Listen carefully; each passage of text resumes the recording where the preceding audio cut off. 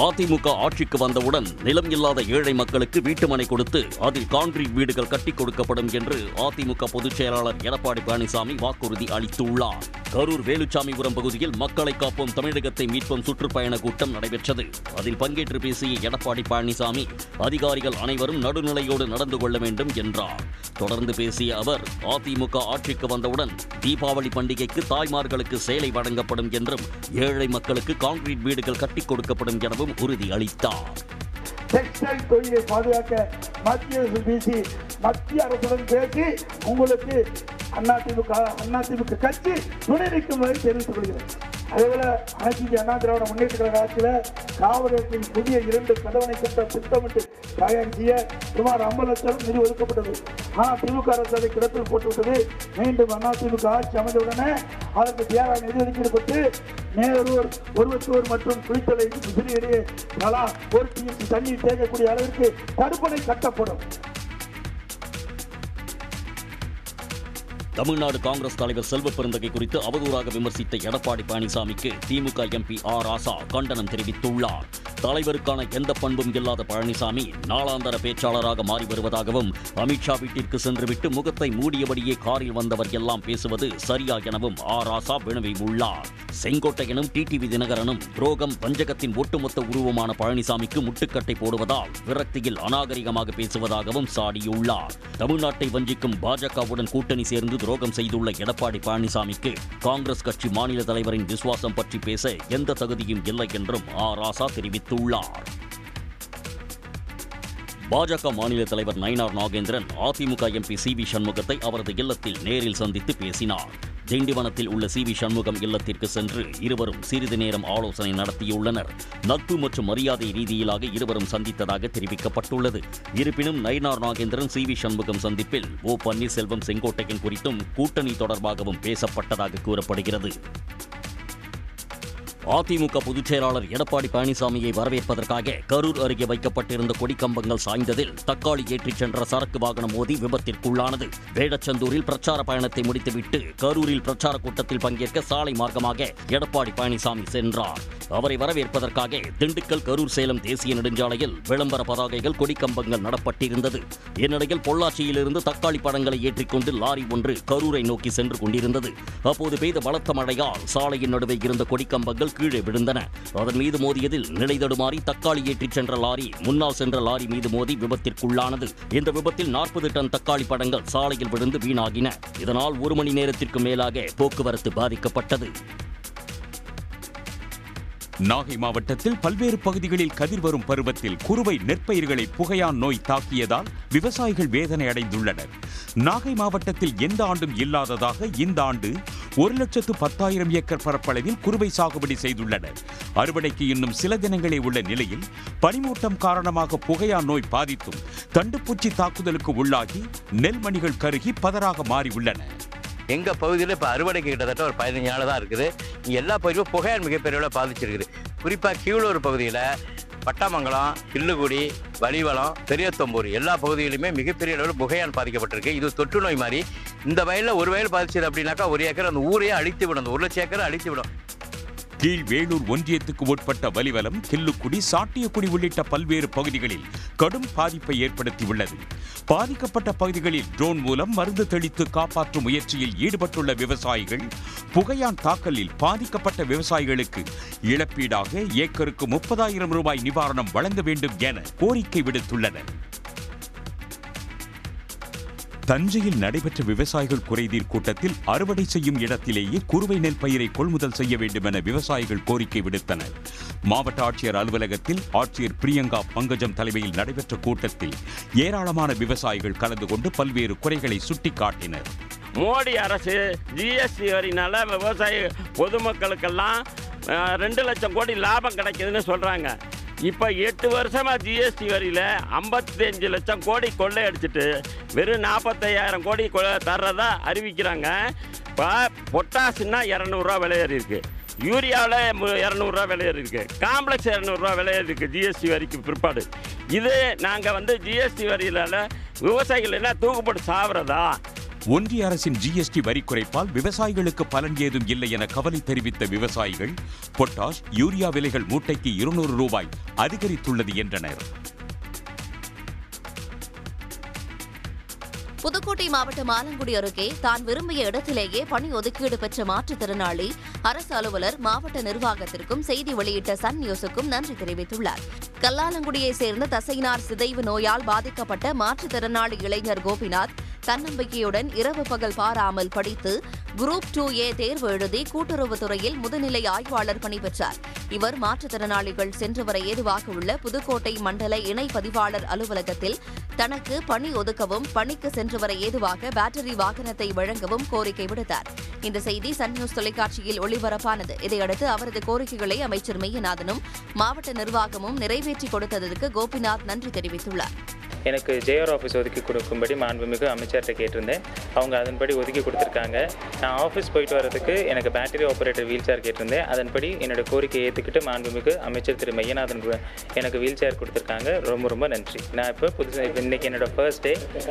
அந்த மாவட்ட கலெக்டர் திருமதி அருணாக்கும் என்னுடைய மனமார்ந்த நன்றிகளை தெரிவிச்சுக்கிறேன். மதுரையில் நடைபெற்று வரும் குணா குகை கண்காட்சி பகுதியை தீயணைப்புத்துறை அதிகாரிகள் ஆய்வு செய்து அறிக்கை சமர்ப்பிக்க உயர்நீதிமன்ற மதுரை கிளை உத்தரவிட்டுள்ளது. குணா குகை கண்காட்சியில் மக்களுக்கு தேவையான அடிப்படை வசதிகள் முறையாக இல்லை என கூறி மதுரையைச் சேர்ந்த சபீனா பானு என்பவர் வழக்கு தொடர்ந்திருந்தார். இந்த வழக்கு சில நாட்களுக்கு முன் நீதிபதிகள் அனிதா சுமந்த், குமரப்பன் அமர்வுக்கு வந்தது. அப்போது மதுரை மாநகராட்சி மற்றும் தீயணைப்புத்துறை நேரில் ஆய்வு செய்து அறிக்கை அளிக்க நீதிபதிகள் உத்தரவிட்டனர். இதனையடுத்து மீண்டும் இந்த வழக்கு விசாரணைக்கு வந்தபோது கண்காட்சியில் உரிய பாதுகாப்பு வசதிகள் அமைக்கப்படவில்லை என மாநகராட்சி தரப்பில் அறிக்கை சமர்ப்பிக்கப்பட்டது. இதைத் தொடர்ந்து தீயணைப்புத்துறை சார்பில் ஆய்வு செய்து அறிக்கை தாக்கல் செய்ய கால அவகாசம் கோரப்பட்ட நிலையில் உடனடியாக ஆய்வு செய்து அறிக்கை சமர்ப்பிக்க உத்தரவிட்டு வழக்கு விசாரணையை ஒத்திவைத்தனர். புதுச்சேரியில் ஆட்சியாளர்கள் ஊழலில் திளைத்து வருவதாக பாஜக ஆதரவு சுயேட்சை எம்எல்ஏ குற்றம் சாட்டியிருப்பது பரபரப்பை ஏற்படுத்தியுள்ளது. புதுச்சேரி மாநிலத்தில் ஆளும் பாஜக என்ஆர் காங்கிரஸ் கூட்டணி அரசுக்கு ஆதரவு தெரிவித்து வந்த திருப்புவனை தொகுதி சுயேட்சை சட்டமன்ற உறுப்பினர் அங்காளன் தற்போது தொழிலதிபர் சார்லஸ் மார்டின் அணியில் இணைந்து செயல்பட்டு வருகிறார். இந்நிலையில் புதுச்சேரி மாநில முதலியார்பேட்டை பகுதியில் நடைபெற்ற வணிகர்கள் மாநாட்டில் பேசிய அவர் புதுச்சேரியில் ஆட்சியாளர்கள் ஊழலில் திளைத்து வருவதாக குற்றம் சாட்டினார். வணிகர்கள் நினைத்தால் ஆட்சி மாற்றத்தை ஏற்படுத்த முடியும் என்றும் அங்காளன் காட்டமாக தெரிவித்தார். இன்றைக்கு புதுச்சேரி மாநிலம் ஊழலிலே திளைத்திருக்கின்றது. இன்றைக்கு கிட்டத்தட்ட பல அரசு அதிகாரிகள் இன்றைக்கு வழக்கு போடப்பட்டு தலைமறைவாகப்பட்டு பெயிலில் வந்திருக்கின்றார்கள், சிறைக்கு சென்று வந்திருக்கின்றார்கள். இதற்கெல்லாம் என்று சொன்னால் ஊழல் தான். இந்த ஊழல் அரசாங்கம் அகற்றிட வேண்டும். திருப்பதி ஏழுமலையான் கோயிலில் 102 கோடி ரூபாய் செலவில் கட்டப்பட்டுள்ள பக்தர்கள் ஓய்வறையை குடியரசு துணைத் தலைவர் CP ராதாகிருஷ்ணன் திறந்து வைத்தார். இன்று திருமலைக்கு வருகை தந்த குடியரசு துணைத் தலைவர் CP ராதாகிருஷ்ணனை ஆந்திர முதல்வர் சந்திரபாபு நாயுடு, திருமலை அறங்காவலர் குழுவினர் வரவேற்றனர். பின்னர் ரங்கநாதர் மண்டபத்தில் வேத பண்டிதர்கள் அவருக்கு தீர்த்த பிரசாதம், சேஷ வஸ்திரம் வழங்கினர். திருமலையில் சுமார் 2000 பக்தர்கள் ஓய்வெடுக்கும் வகையில் கட்டப்பட்டுள்ள பிரத்யேக வளாகத்தை CP ராதாகிருஷ்ணன் திறந்து வைத்தார்.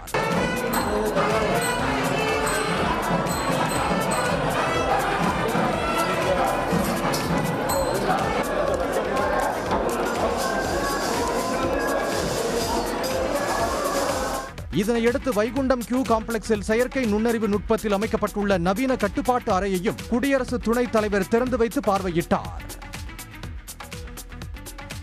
பிரபல நடிகர் நாகார்ஜுனா தனது தனி உரிமையை பாதுகாக்க கோரி தொடர்ந்த வழக்கில் உரிய உத்தரவுகளை பிறப்பிப்பதாக டெல்லி உயர்நீதிமன்றம் தெரிவித்துள்ளது.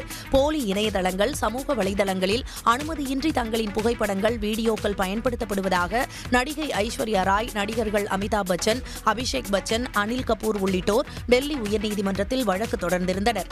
அந்த வழக்கில் அனுமதியின்றி பயன்படுத்தப்பட்ட புகைப்படம், பெயர், வீடியோக்களை நீக்குமாறு டெல்லி உயர்நீதிமன்றம் உத்தரவிட்டது.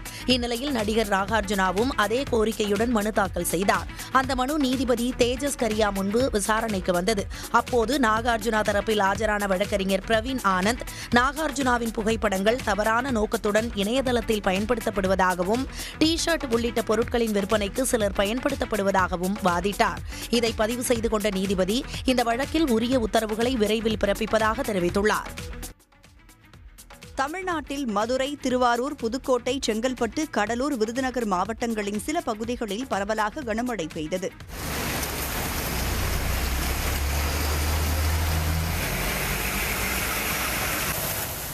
கன்னியாகுமரி மாவட்டத்தில் நாகர்கோவில், திற்பரப்பு, சுருளோடு, பேச்சுப்பாறை, குழித்துறை உள்ளிட்ட பல்வேறு பகுதிகளிலும் இன்று காலை முதல் கனமழை கொட்டி தீர்க்கிறது.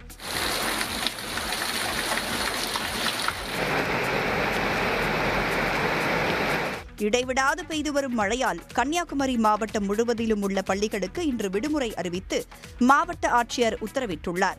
கனமழைக்கு இடையே குமரி மாவட்ட கடற்கரை கிராமங்களில் கடல் சீற்றத்துடன் காணப்படுகிறது. கீழமணக்குடி, மேலமணக்குடி, கோவளம் உள்ளிட்ட பகுதிகளில் முன்னெச்சரிக்கை நடவடிக்கையாக 1000க்கும் மேற்பட்ட நாட்டு படகுகள், 5000க்கும் மேற்பட்ட மீனவர்கள் இன்று கடலுக்கு செல்லவில்லை. ஆடை வடிவமைப்பாளர் ஜாய் கிறிசல்டா அளித்த புகாரின் அடிப்படையில் பிரபல சமையல் கலைஞரும் நடிகருமான மாதம்பட்டி ரங்கராஜ் சென்னை 1000 விளக்கு பகுதியில் உள்ள காவல்துறை துணை ஆணையர் அலுவலகத்தில் ஆஜரானார். மாதம்பட்டி ரங்கராஜ் திருமணம் செய்து ஏமாற்றிவிட்டதாகவும் தாம் கர்ப்பமாக இருப்பதாகவும் ஆடை வடிவமைப்பாளர் ஜாய் கிறிசல்டா சென்னை காவல் ஆணையரகத்தில் புகார் அளித்திருந்தார். அதன்படி இருவருக்கும் காவல்துறை சார்பில் நோட்டீஸ் அளிக்கப்பட்டது. அதன் அடிப்படையில் துணை ஆணையர் வனிதா முன்னிலையில் கடந்த 22ஆம் தேதி ஜாய் கிறிசல்டா ஆஜரானார். இந்நிலையில் மாதம்பட்டி ரங்கராஜ் நேற்று குழந்தைகள், பெண்களுக்கு எதிரான குற்றத்தடுப்பு பிரிவு காவல்துறை துணை ஆணையர் அலுவலகத்தில் விசாரணைக்கு நேரில் ஆஜரானார். அவரிடம் துணை ஆணையர் வனிதா 1 மணி நேரம் விசாரணை நடத்தினார். மீண்டும் விசாரணைக்கு அழைத்தால் மாதம்பட்டி ரங்கராஜ் வரவேண்டும் என்று போலீசார் தரப்பில் தெரிவிக்கப்பட்டது. நாமக்கல்லில் உள்ள கோழிப்பண்ணை உரிமையாளரின் வீடு மற்றும் அலுவலகத்தில் நடைபெற்று வந்த வருமான வரித்துறை சோதனை நிறைவு பெற்றது. தமிழ்நாடு முட்டை கோழி பண்ணையாளர்கள் மார்க்கெட் சொசைட்டி தலைவராக இருப்பவர் வாங்கிலி சுப்பிரமணியம். இவர் வரி ஏய்ப்பு செய்ததாக எழுந்த புகாரை அடுத்து அவரது வீடு மற்றும் அலுவலகத்தில் வருமான வரித்துறை அதிகாரிகள் கடந்த 23ஆம் தேதி சோதனையை தொடங்கினர். இதேபோல் திருச்சி சாலையில் உள்ள வாங்கிலி சுப்பிரமணியத்தின் அலுவலகம் மற்றும் வெங்கடேஸ்வரா நிதி நிறுவனத்திலும் 30க்கும் மேற்பட்ட அதிகாரிகள் சோதனை நடத்தினர். இந்நிலையில் நேற்று இரவு நிறைவு பெற்ற சோதனையில் ஏராளமான ஆவணங்கள் கைப்பற்றியதாக வருமான வரித்துறை தரப்பில் தகவல் தெரிவிக்கப்பட்டுள்ளது. 8 வருடங்களாக முடங்கியிருந்த தனக்கு கலைமாமணி விருது உத்வேகம் அளிக்கும் வகையில் இருப்பதாக ஜெயப்பிரியா விக்ரமன் தெரிவித்துள்ளார். 2023ஆம் ஆண்டிற்கான கலைமாமணி விருது பட்டியலில் குச்சிப்புடி நாட்டியத்திற்காக கலைமாமணி விருதிற்கு இயக்குனர் விக்ரமனின் மனைவி ஜெயப்பிரியா தேர்வு செய்யப்பட்டுள்ளார். இந்நிலையில் சென்னை அசோக் நகரில் செய்தியாளர்களிடம் பேசிய அவர், பலருக்கு குச்சிப்புடி கலையை கற்றுக் கொடுத்த வேம்படி சின்ன சத்தியத்திற்கு பாரத ரத்னா விருது வழங்க வேண்டும் என கோரிக்கை விடுத்தார். goes to my master. எங்கள் மாஸ்டர் எனக்கு இந்த கலைமாமணி விருது கொடுத்ததுக்கு எங்கள் மாஸ்டருக்கு தான் credit. It goes to my master. எனக்கு ரொம்ப நன்றி சொல்கிறேன். தமிழ்நாடு கவர்மெண்ட்டுக்கு ரொம்ப நன்றி சொல்கிறேன். திருவண்ணாமலை கோயிலின் உள்ளேயும் வெளியேயும் எந்த கட்டுமானங்களும் மேற்கொள்ளக்கூடாது என இடைக்கால தடை விதித்து சென்னை உயர்நீதிமன்றம் உத்தரவிட்டுள்ளது. கோயில் கோபுரம் முன் வணிக வளாகம் கட்டும் திட்டத்திற்கு எதிர்ப்பு தெரிவித்து தாக்கல் செய்யப்பட்ட வழக்குகளை நீதிபதிகள் ஆர் சுரேஷ்குமார் மற்றும் எஸ் சவுந்தர் அடங்கிய சிறப்பு அமர்வு விசாரித்து வருகிறது. அப்போது மனுதாரர் தரப்பில் 4ஆம் பிரகாரத்தில் கியூ காம்ப்ளெக்ஸும் பக்தர்கள் காத்திருப்பு கூடமும் கட்டப்பட்டு வருவதாக கூறி புகைப்பட ஆதாரங்கள் தாக்கல் செய்யப்பட்டன. அவற்றை பார்வையிட்ட நீதிபதிகள் இந்த கட்டுமானங்களை மேற்கொள்ள வேண்டிய அவசியம் என்ன எனவும் கட்டுமானங்கள் சுற்றுச்சுவருக்கு பாதிப்பை ஏற்படுத்தாதா எனவும் கேள்வி எழுப்பினர். ஆவண ஆதாரங்களுடன் விரிவான அறிக்கை தாக்கல் செய்ய அறநிலையத்துறைக்கு உத்தரவிட்ட நீதிபதிகள் அதுவரை கோயிலின் உள்ளேயும் வெளியேயும் எந்த கட்டுமானங்களையும் மேற்கொள்ளக்கூடாது என இடைக்கால தடை விதித்து அக்டோபர் 5ஆம் தேதி அங்கு ஆய்வு செய்ய உள்ளதாகவும் தெரிவித்தனர். அரக்கோணத்தில் நடைபெற்று வரும் ரயில்வே வளர்ச்சி திட்ட பணிகளுக்கு அதிமுக சட்டமன்ற உறுப்பினர் தடை போடுவதாக ரயில் பயணிகள் சங்கம் குற்றம் சாட்டியுள்ளது. அரக்கோணம் ரயில் பயணிகள் சங்க செயற்குழு கூட்டம் அச்சங்கத்தின் தலைவர் நைனா மாசிலாமணி தலைமையில் நடைபெற்றது. இதில் அரக்கோணத்தில் இருந்து சென்னைக்கு தினந்தோறும் இயக்கப்படக்கூடிய மின்சார ரயில்களை கூடுதலாக இயக்க வேண்டும் என்பது உள்ளிட்ட பல்வேறு தீர்மானங்கள் நிறைவேற்றப்பட்டன. இந்நிலையில் அரக்கோணம் மற்றும் பழனிப்பேட்டை பகுதியை இணைக்கக்கூடிய முக்கிய பாலத்தின் மீது கூடுதலாக 2 தண்டவாளங்கள் அமைக்கும் பணி நடைபெறவுள்ளது. இதற்கு அரக்கோணம் அதிமுக சட்டமன்ற உறுப்பினர் பால பணிகளை மேற்கொண்டால் போராட்டம் நடத்தப்படும் என்று மிரட்டுவதாக குற்றச்சாட்டு எழுந்துள்ளது. உங்களுடன் ஸ்டாலின் திட்டப் பணிகளுக்கு போதிய கால அவகாசம் வழங்க வேண்டும் என்பது உட்பட 9 அம்ச கோரிக்கைகளை வலியுறுத்தி தமிழ்நாடு முழுவதும் வருவாய்த்துறை ஊழியர் சங்கங்களின் கூட்டமைப்பினர் காத்திருப்பு போராட்டத்தில் ஈடுபட்டனர். சிறப்பு பணி பாதுகாப்பு சட்டம் இயற்ற வேண்டும், காலி பணியிடங்களை நிரப்பிட வேண்டும், கிராம நிர்வாக அலுவலர்கள் அந்தந்த கிராமங்களிலேயே தங்கிட வேண்டும் என்ற விதிகளை தளர்த்திட வேண்டும் என்பது உள்ளிட்ட கோரிக்கைகளை வலியுறுத்தி முழக்கங்கள் எழுப்பினர். திட்டம் இன்னைக்கு நடக்கிறதுனா அதுக்குள்ளேயே மனுக்கள் அதிகப்படுது.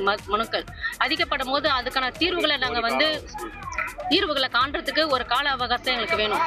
அதை வலியுறுத்தி தான் இந்த உங்களுடன் ஸ்டாலின் திட்டத்தை தள்ளி வைக்கிறது. அதை தள்ளி வைக்கிறதுக்கெல்லாம் கிடையாது, கால அவகாசம் வேண்டி தான் இந்த இது பண்றோம். கடலூர், மயிலாடுதுறை, பட்டுக்கோட்டை, ராமநாதபுரம், ஆம்பூர், அந்தியூர் உள்ளிட்ட இடங்களில் போராட்டம் நடைபெற்றது. சென்னையின் அடையாளங்களுள் ஒன்றாகவும் நடுத்தர மக்களின் திரையரங்காகவும் திகழ்ந்த வடபழனி ஏவிஎம் ராஜேஸ்வரி திரையரங்கம் இடித்து அகற்றும் பணி தொடங்கியுள்ளது. மல்டிபிளெக்ஸ் திரையரங்குகள் வருகையால் ஒற்றை திரை கொண்டு செயல்பட்டு வரும் திரையரங்குகள் பின்னடைவை சந்தித்து வருகின்றன. அந்த வரிசையில் 2020ஆம் ஆண்டு மூடப்பட்ட ஏவிஎம் ராஜேஸ்வரி திரையரங்கத்தை தற்போது இடித்து அகற்றும் பணி தீவிரமடைந்துள்ளது. பிரியமான தோழி எனக்கு ரொம்ப பிடிச்ச படம், அதை பார்த்துருக்கேன். பெரிய பெரிய நடிகர்லாம் வந்திருக்காங்க. இங்கே நடிகர்லாம் நேரடியாக பார்த்தேன். அதனால் அந்த தேட்டரை இழந்தது ரொம்ப பேர்த்துக்கு பெரிய இழப்பு. மனசு வருத்தமாக தான் இருக்குது. கொரோனா பரவலுக்கு முன்பு வரை செயல்பட்ட இந்த திரையரங்கத்தில் அதிகபட்ச டிக்கெட் கட்டணம் 60 ரூபாய் வரை மட்டுமே இருந்தது. இதனால் எளிய மக்கள் அதிக அளவில் திரையரங்கிற்கு வந்தனர். திருச்சியில் இட்லி கடை திரைப்பட ப்ரமோஷன் நிகழ்ச்சி நடைபெற்றது. இந்த விழாவில் நடிகரும் இயக்குநருமான தனுஷ் மற்றும் அருண் விஜய் உள்ளிட்டோர் கலந்து கொண்டனர். இந்நிகழ்ச்சியில் பேசிய நடிகர் தனுஷ், வெளியூர்களுக்கு வேலை தேடி செல்பவர்களுக்கும் வேலை பார்த்து வருபவர்களுக்கும் இட்லி கடை படம் மனதிற்கு நெருக்கமாக இருக்கும் என்று கூறினார். இட்லி கடை ஒரு சாதாரண படம், ஒரு சிம்பிள் படம். ஊர்ல இருந்து கிளம்பி ஒரு வேலை தேடி வேற ஒரு இடத்துக்கு போனவங்க, வெளியூருக்கு போனவங்க, மெட்ராஸ் போனவங்க, வெளிநாட்டுக்கு போனவங்க, அவங்களுக்கெல்லாம் இந்த படம் ரொம்ப மனசுக்கு நெருக்கமான ஒரு படமா இருக்கும் நான் நினைக்கிறேன். இங்க அந்த மாதிரி எத்தனை பேர் ஊர்ல இருந்து கிளம்பி வந்திருக்கீங்க? இந்த நிகழ்ச்சிக்கு திருச்சி மாவட்டத்தில் உள்ள ஏராளமான தனுஷ் ரசிகர்கள் வருகை தந்தனர். தசரா விழாவையொட்டி கர்நாடக மாநிலம் மைசூரில் மின்விளக்கு அலங்காரத்தினால் ஜொலிக்கும் அரண்மனையை ஏராளமான சுற்றுலா பயணிகள் கண்டு ரசித்து வருகின்றனர். விழாவையொட்டி பல்வேறு நிகழ்ச்சிகள் நடத்தப்பட்டு வருகின்றன. இதேபோல் நகர் முழுவதும் மின் அலங்காரங்கள் செய்யப்பட்டுள்ளன.